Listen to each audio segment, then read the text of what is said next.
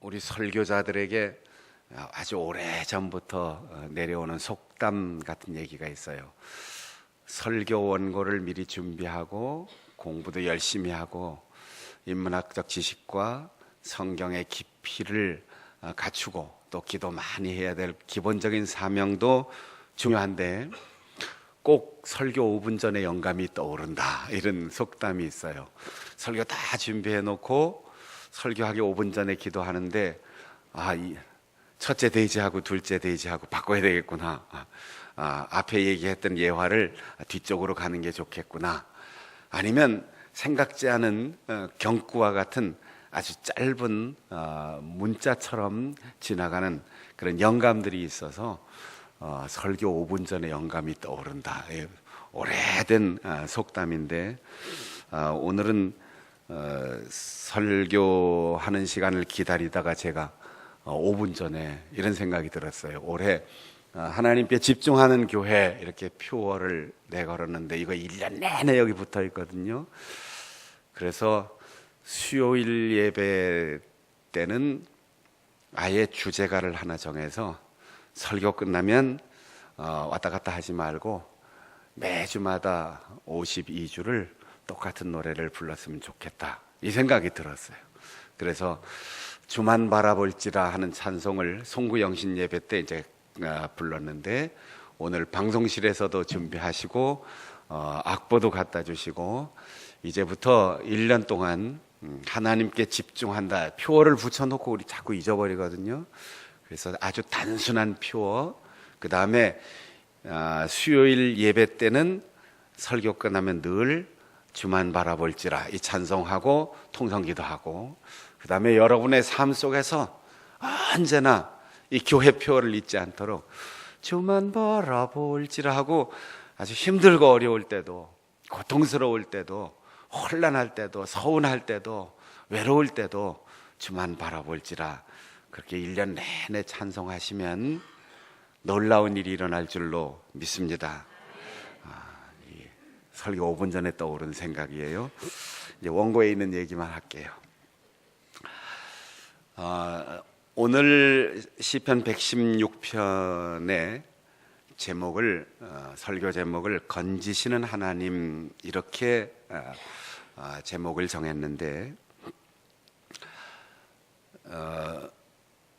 물에 빠진 사람을 이제 건져낸다, 그런 뜻이죠.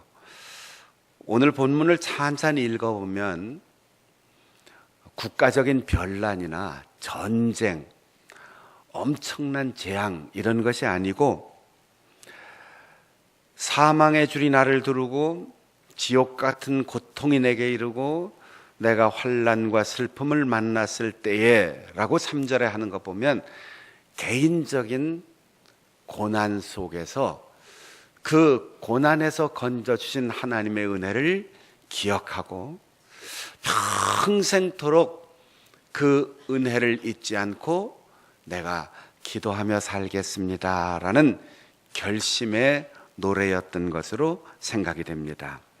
하나님께서 내 음성을 들으시고 내 간구를 들으셨다, 이랬어요. 소리가 나야 들리겠죠? 아무리 여기에 악보가 기가 막힌 작사, 문학적인 아름다운 시가 있고 여기 수학과 과학을 총집결해서 악보를 그려놔도 노래가 나와야 감동이 되는 거지요. 악보를 들고 있다고 해서 감동받을 수가 없어요. 피아노가 멋지다고 감동이 되지 않습니다.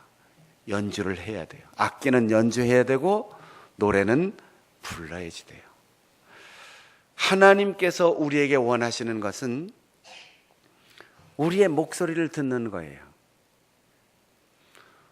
우리가 얼마나 말을 잘하는가, 우리가 얼마나 진심을 담았는가, 그런 거 따지지 않고 무조건 목소리만 들리면 우리 하나님 좋아하신다는 거죠. 여러분이 자녀들을 기르면서 다 경험해 보셨잖아요. 손자, 손녀들을 기르면서 다 경험해 보시잖아요. 무슨 말인지 알 수가 없어요. 그래도 소리만 나면 기뻐요. 하나님께서는 우리에게 자나깨나 어려운 일이 있든 좋은 일이 있든 조건 없이 하나님 하고 부르는 그 우리의 목소리를 듣기를 원하시고, 우리 부모님들이 제일 서운할 때가 어떤 때냐 하면 자녀들이 내가 알아서 할게요. 엄마가 뭘 안다고. 아버지, 시대가 바뀌었습니다. 이거 굉장히 섭섭한 소리지요. 다 알아도 더 잘해도 엄마 이거 어땠으면 좋겠어요. 아버지 이렇게 하면 어떨까요? 그거를 원하는 거예요. 몰라서가 아니고 그렇게 말을 들려주고 그 말이 오고 갈 때 관계가 형성되는 거예요. 여러분 궁금한 게 있으면 물어보시고, 또 쓸데없는 것 같아도 대답하고, 그렇게 얘기를 자주 주고받으면 좋은 사랑의 관계를 형성하게 돼요. 이 세상에서 가장 사랑하는 사람, 부부간에 하는 얘기 내용이 뭔가요? 철학이에요? 역사? 과학? 정보? 수학적 계산? 아니에요. 가장 사랑하는 사람하고 주고받는 얘기가 남들이 들으면 뭔 말하는 거요? 이렇게 하는 것처럼 참 쓸데없는 얘기들을 많이 해요. 그게 사랑하는 사람이에요. 가장 가까운 친구하고 무슨 얘기합니까? 뉴스? 국제정세? 주식시장? 아니에요. 쓸데없는 얘기. 그게 가장 가까운 사람하고 주고받는 이야기입니다. 여러분, 우리 교회에서도 성도들이 이 신앙 강박증에 걸려가지고 목사는 목사답게 말해야 되고 장로는 자기, 물론 예식의 자리에서 설교의 자리에서 쓸데없는 얘기하면 안 되죠. 결혼식장에서 주례하면서 너 그때 그 미스킨 만나던 사람은 어떻게 됐어? 이렇게 물어보면 안 되는 거죠. 그러나 가장 가까운 친구 사이에 만나서 사적으로 서로 얘기하면 영양가가 있는지 없는지, 전에 얘기했던 것 또 하는지 상관없이 그냥 얘기하는 게 즐거운 사이가 가까운 사이입니다. 여러분, 자나깨나 하나님, 길을 걸으면서도 하나님, 지금 누구를 만나러 가는데, 누가 온다고 하는데 예상하지 마세요. 그 사람은 또 그 귀찮은 얘기 할 거야. 내가 가서 이런 얘기하면 또 거절당할 거야. 이런 불안한 예상하지 마세요. 우리는 아무도 잠시 후에 무슨 일이 일어날지, 나를 찾아온다는 그 사람이 무슨 말을 할지, 내 말에 어떻게 반응할지 아무도 몰라요. 그래서 우리가 믿음으로 기도하는 거예요. 하나님, 분명히 예상되는 거지만 결말이 좋게 하옵소서.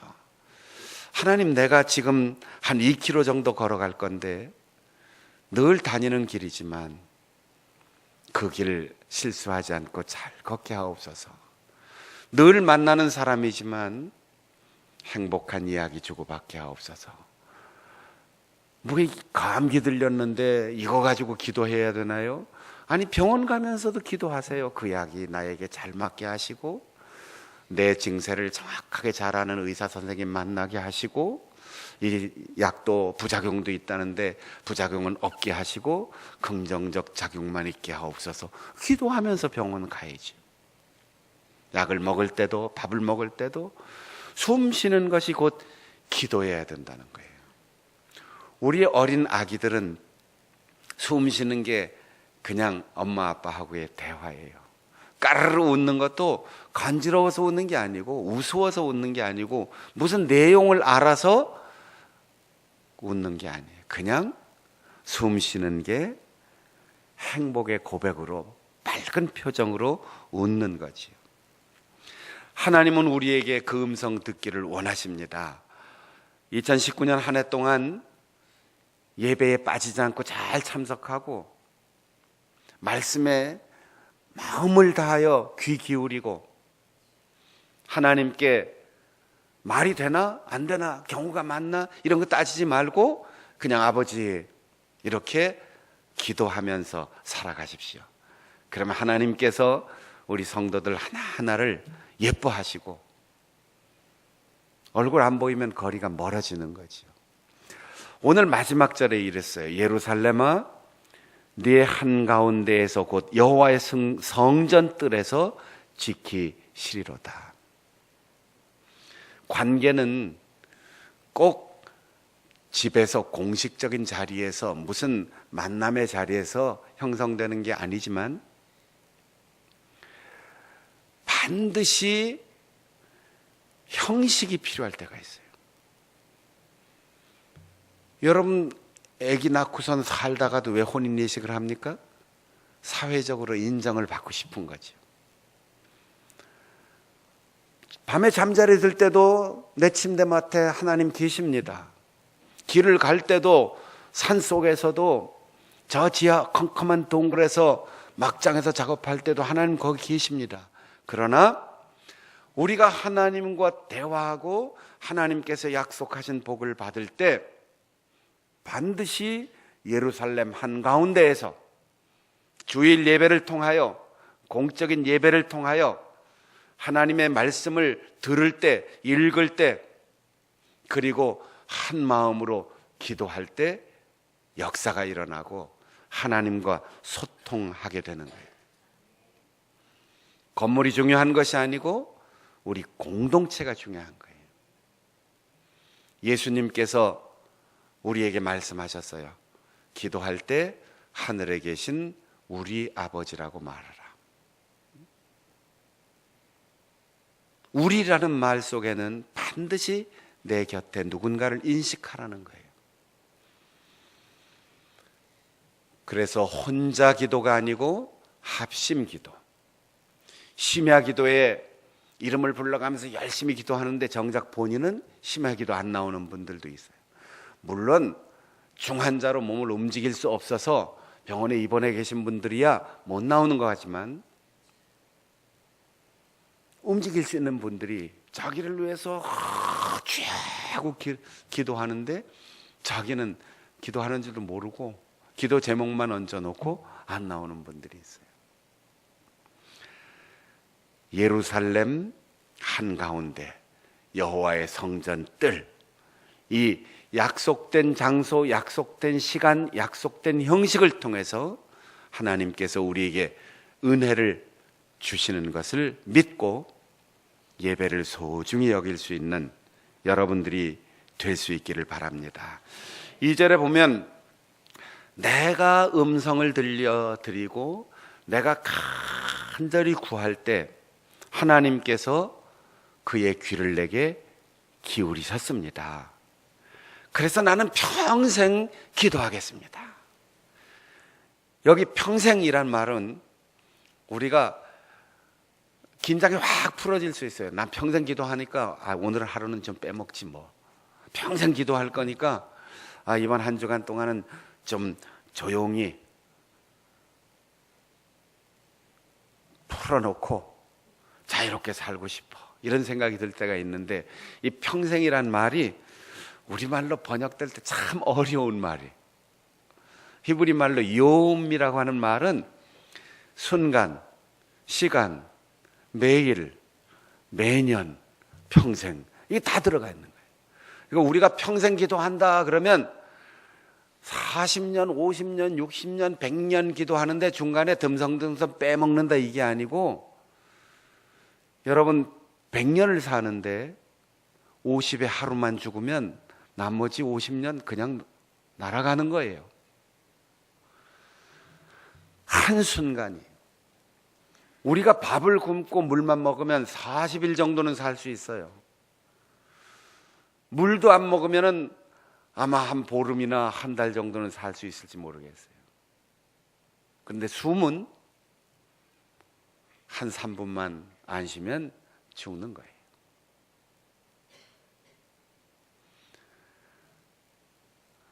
송구 영신 예배 때 말씀드린 것처럼 우리의 생명은 입에 있는 게 아니고 코에 있습니다. 그래서 숨을 쉬어야지 사는 거지 잘 먹어서 사는 게 아니에요. 좋은 건 먹어서 사는 게 아니에요. 하나님 앞에서 우리가 매 순간, 매일, 그리고 매주마다, 매달, 매년 이렇게 해야 평생을 하나님께 기도하며 살게 되는 거예요. 여러분, 우리가 인류를 사랑합니다. 나 서울을 사랑합니다. 민족 복음화, 도시 성시화 이렇게 떠들면서 자기 가족들 한 사람 한 사람을 아끼지 않고 가정에서 행패 부리고 소리 지르고 무책임한 사람, 그런 사람이 어떻게 인류애를 얘기할 수 있습니까? 한 사람을 사랑하지 못하는 사람이 천만인을 사랑한다는 건 거짓말이에요. 100명, 1000명, 10,000명 민족을 사랑한다는 것은 곧 한 사람을 사랑한다는 거예요. 한순간을 기도하지 않으면 하루를 기도한다는 것 거짓이에요. 매일 매순간 모든 일에 아버지, 길게 얘기할 것도 없어요. 아버지, 하나님, 그리고 내가 하고 싶은 말이 있어도 어떻게 할까요? 이 말 해도 괜찮을까요? 이 일을 해도 괜찮을까요? 믿음이란 자기 신념이 아니고 나는 불안하고 나는 보이지 않고 나는 판단할 수 없지만 하나님 말씀을 듣고 예배하고 하나님의 뜻을 깨달았으면 그대로 결정하고 가면 그게 잘하는 거예요. 우리가 하나를 결정하면 하나는 모르잖아요. 그쪽으로 갔으면 어땠을까? 그때 미스터 리하고 결혼했으면 어땠을까? 그때 미스 김하고 결혼했으면 어땠을까? 그거 아무 소용없는 생각입니다. 이 사람하고 결혼하면 잘 살 수 있을까? 아니, 자기가 잘 살면 누구든 오면 되는 거죠. 이 세상에서 가장 좋은 친구를 얻는 방법, 가장 좋은 친구로 준비되는 거예요. 내가 가장 행복한 여자로 살기를 원한다면 가장 행복한, 내 사랑하는 사람을 가장 행복하게 만들어주면 되는 거죠. 나만 행복하려고 하는 사람은 불행하게 살게 되는 거예요. 매일 매순간 매시간 매년 계속해서 기도하며 살리로다 하고 결심해요. 성경엔 기도라고 하는 말이 여러 가지가 나오는데 오늘 이 본문에서 기도라는 말은 소리 지른다는 뜻이에요. 소리 지른다.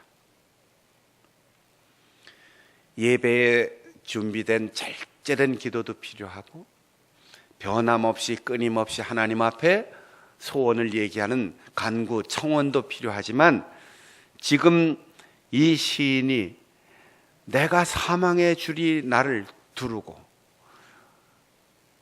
목에 지금 사형대에 줄이 걸려 있어요.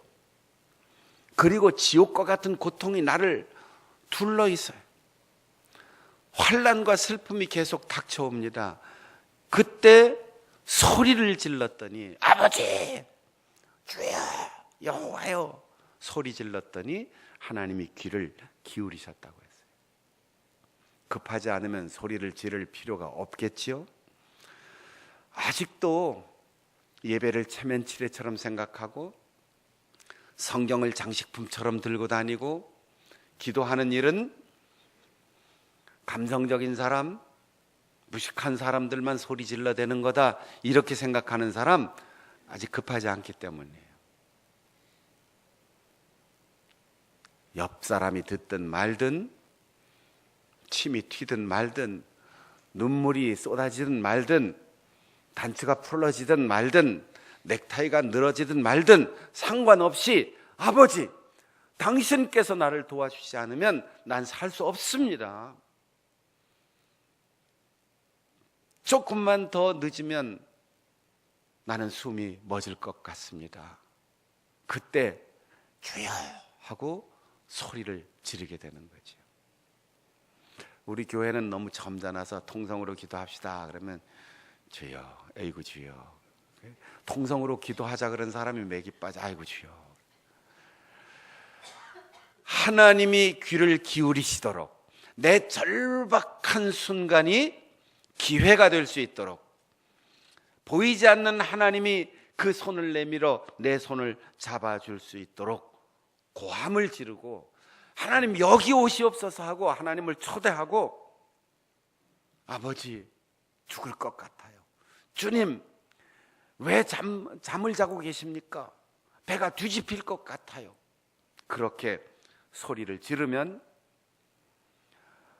오늘 13절에 있는 것처럼 내가 구원의 잔을 들고 여호와의 이름을 부르며 여호와의 모든 백성들 앞에서 내가 결심하고, 하나님 나 이렇게 살겠습니다, 송구영신 예배 1월 첫날 나 한 해 동안 이렇게 살겠습니다 하고 결심한 그 결심을 하나님 앞에 갚게 되리라, 이렇게 고백하고 있는 거예요.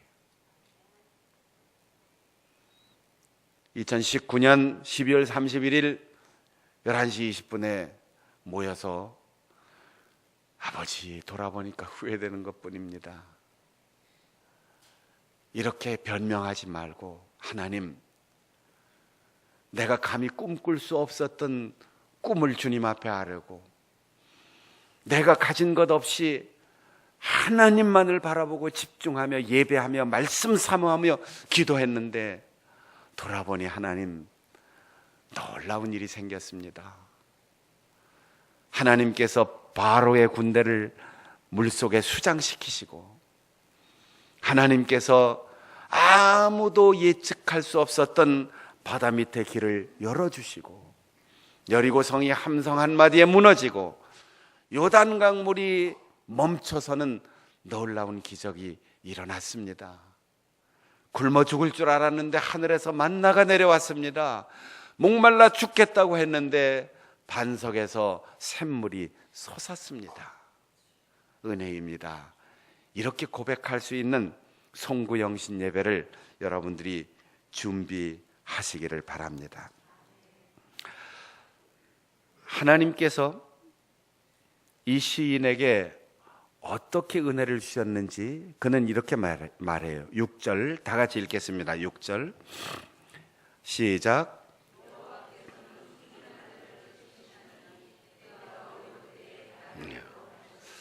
순진한 자, 요즘 순진하다, 온순하다, 착하다, 이게 욕이 되는 시대를 우리가 살고 있습니다. 저 친구 순진해, 아이고 그걸 믿었어? 아, 그 사람 착해, 바보 아니야? 그런데 하나님께서는 순진한 자를 지켜주신다고 했어요. 영악한 자가 아니에요. 똑똑하고 영악하고 분별력 있고 자기 혼자 세상을 다 아는 것처럼 남을 판단하는 사람, 하나님께서 그래 네가 똑똑하니까 잘 살아봐, 이렇게 놓으실 거예요. 성경에는 그렇게 기록되어 있지만 요즘 세상에 어떻게 그렇게 살 수 있습니까? 질문하는 사람, 그래 영악하게 살아봐라. 하나님의 말씀을 읽고 하나님의 말씀을 듣고 하나님께서 은혜를 주시고 성령으로 감동시켜 주시면 순진하게 그대로 믿고 그 말씀대로 따르면 하나님이 지켜주셔요. 그리고 하나님은 내가 어려울 때 나를 구원하셨다. 이 어려울 때라는 말이 원래 어떻게 되어 있느냐 하면 어리석은 자 이래요. 낮아지는 자, 바보 같은 자. 옆에 사람들이 다 손가락질해요. 야, 아무리 목사라도 아무리 장로라도 아무리 교회를 수십 년 다녔어도 그렇게 살면 안 돼. 요새 그렇게 살다가는 굶어 죽어. 그래도 바보처럼 순진하게, 왜냐하면 높으신 하나님이 우리를 보고 계시기 때문에 그분 앞에 낮아지면 하나님께서 나를 건져 주신다는 거예요. 따라해 보겠습니다. 새해에는 영악하게 살지 않고 순진하게 살겠습니다. 새해에는 오만한 마음 버리고 겸손하게 살겠습니다. 돌아가신 어떤 추기경님은 별명이 바보였어요. 교황이 될 수 있는 자격, 교황을 선출할 수 있는 권한, 한국 교회의 대표인 분이 별명이 바보였어요. 우리는 너무 똑똑해요. 너무 영악해요. 그런데 복을 받을 만한 사람은 누구냐? 시편 1편에 복 받을 사람은 아무리 기가 막힌 꽤 많은 사람이 있어도 악한 것 따라가지 않는다. 죄인들과 같이 그 길을 가지 않는다. 세상에서 자기만 우월하다고 우쭐대는 사람 그 자리에 같이 앉지 않는다. 오직 여호와의 율법을 즐거운 마음으로 밤낮 묵상한다. 하나님의 말씀대로만 순박하게 살아갈 수 있는 여러분들이 될 수 있기를 바랍니다. 11절에는 조금 이상한 말이 나옵니다. 11절 우리 다 같이 읽어보겠습니다. 시작.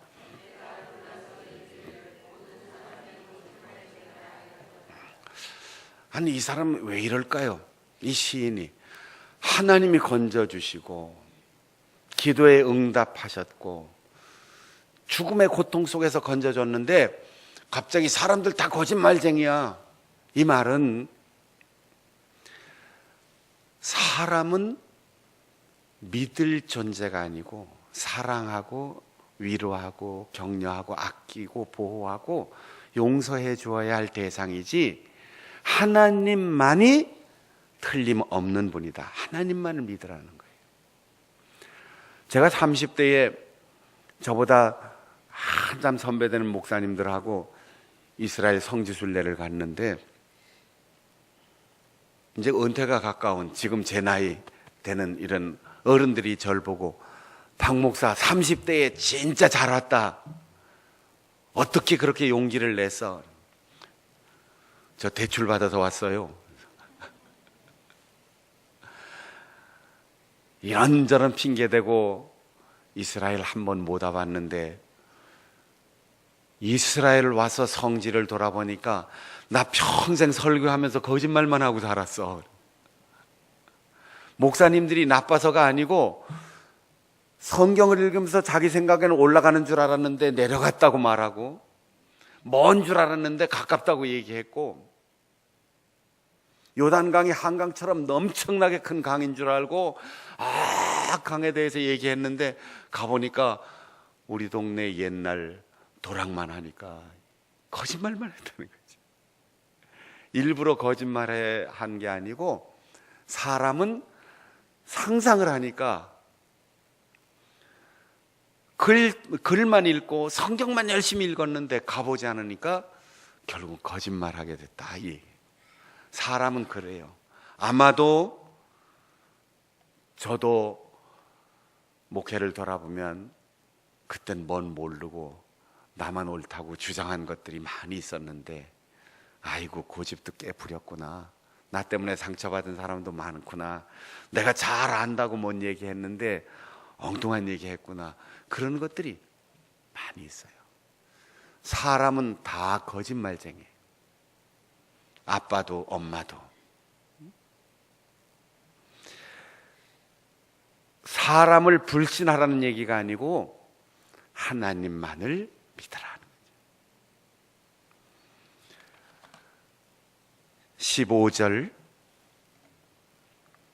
15절 다 같이 읽겠습니다. 시작.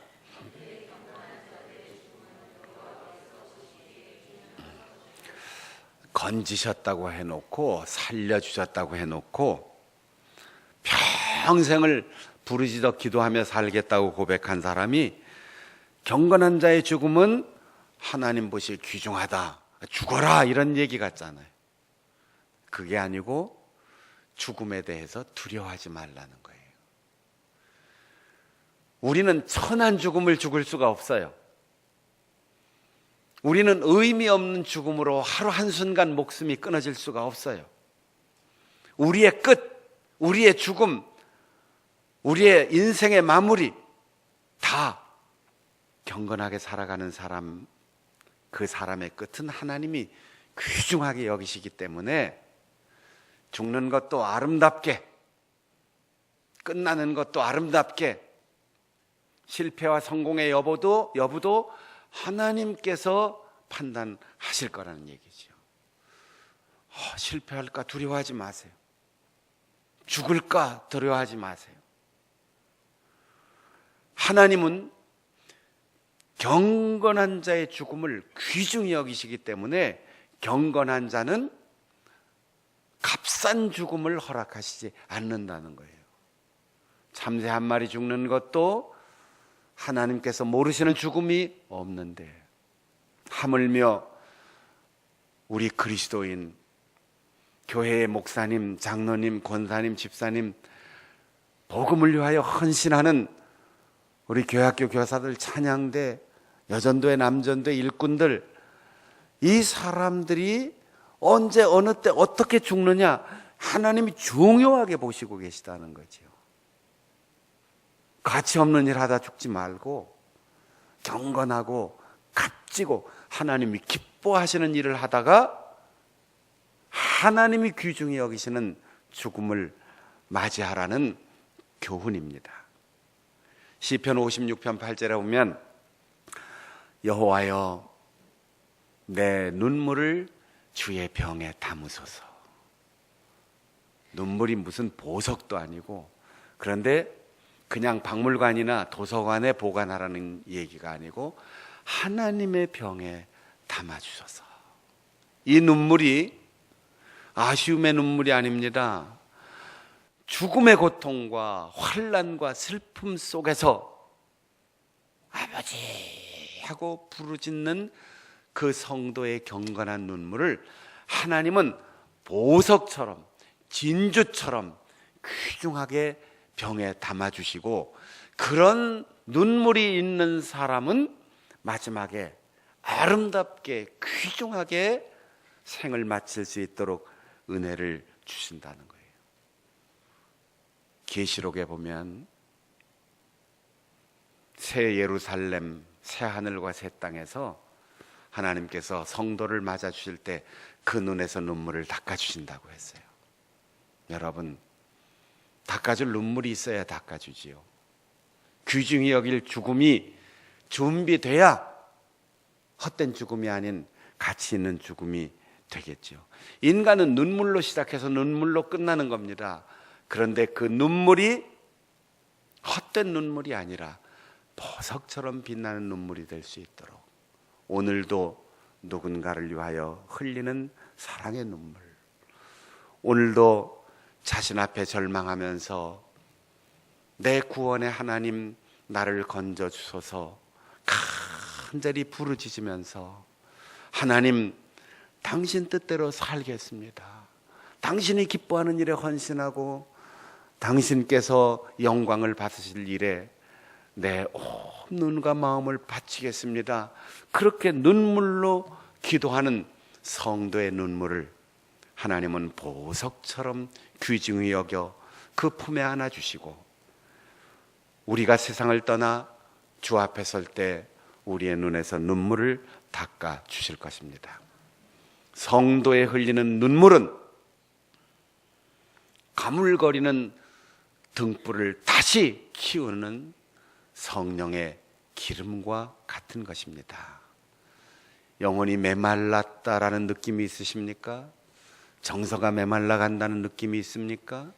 신앙생활이 건조하다, 습관적이다, 그런 느낌이 있습니까? 기름을 치셔야죠.